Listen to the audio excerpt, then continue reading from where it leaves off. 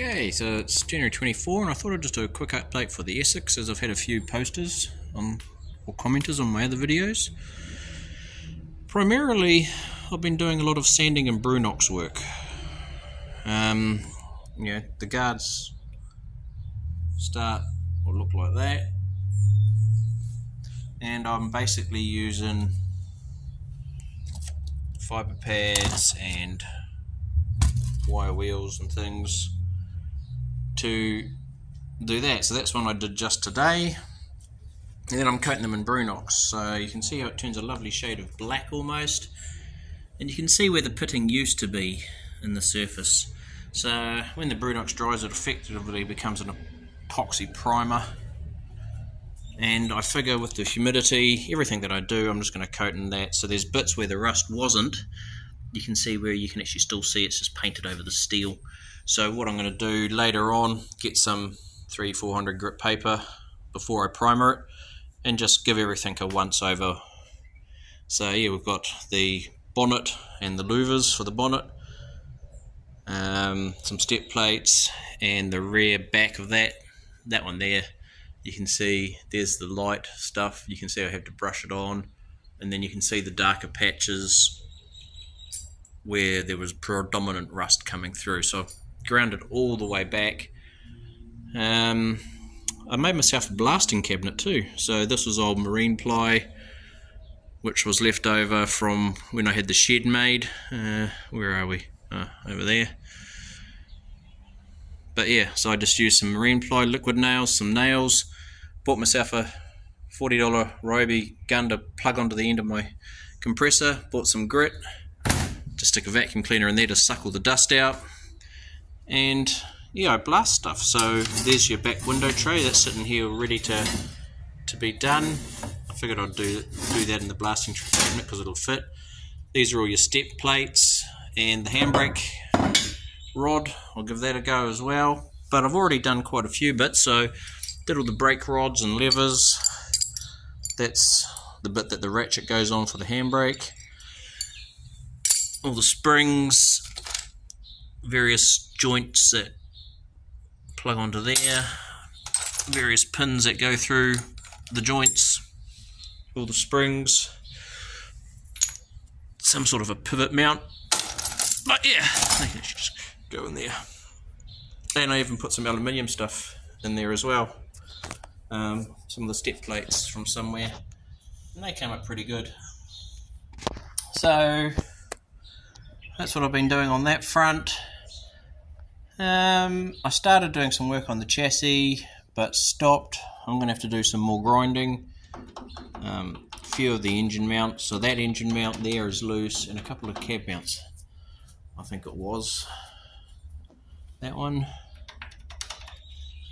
and I think it was that back one under the wheel over there, were a bit loose. So yeah, I'm going to have to grind off all of those, and then I'm just going to bolt them in at a later stage. And yeah, before I put them on, they'll all come off, go in the sanding cabinet, and be covered in POR 15.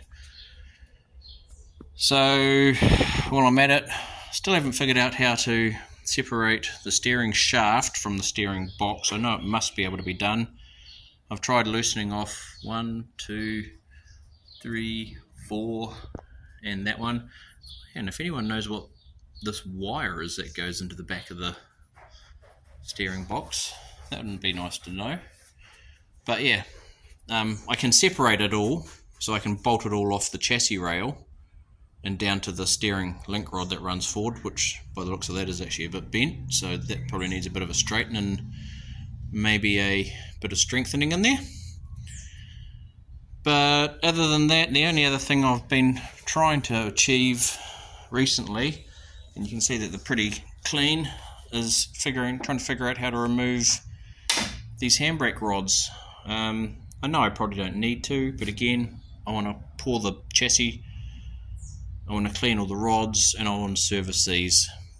From best guess, it looks like they have some sort of a bolt or a pin that is meant to go through here, which stops it from sliding off, and there's some sort of a keyway. So I've tried hammering it, I've tried twisting it, I don't know which way to go. I've been told that the American versions of these only have one of the rods, whereas the New Zealand ones have two. I don't know why that is. So yeah, if you can help on how to pull that apart, that'll be great. Comment below. If not, I'll just leave it all there and paint around it, I guess. Yeah, but other than that, I'm just getting ready to start stripping off things like the steering at the front, all the leaves out the back, and again, give all of this a nice big clean and a birthday paint before I reassemble it. I think I've covered off that all my shocks, for lack of better words. Still have pump and pressure, so yeah, I'll just take them all off and give them all a bit of a clean in the spray box, and a bit of a paint and a bit of a birthday before I put it all back together. Actually, it might have been this chassis rail was a bit loose too. One of the chassis rails was a bit loose, so I've got a bit of work to do on all of that, but I'll just keep ticking along and it'll get it done.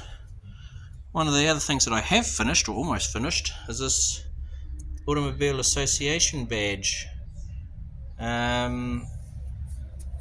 So I was gifted that, and I've given it a massive clean up and a polishing. The grey bit behind there, once I find what the paint code is for AA New Zealand's yellow, I will paint that bit yellow, and then that'll eventually go on the front of the truck, on the front of the Essex, should I say. So for now, that'll just keep wrapped up. That's where we're at, just getting ready. A lot of this stuff is going to go up there just to get it out of the way. Now that I've done all of this in the last kind of 4 or 5 days, I'll get it all up there. Still got one guard to do at the front and the 2 back ones to do, but the grinding wheel just bit and it jumped out, and it had, oh no, actually it had that wire wheel on it there, and it decided that it wanted to grate my arm. So I thought, time to stop and make a video. But anyway, that's where we're at. So if you can help with either removing the steering column or figuring out how to get those handbrake bits off, that'll be great.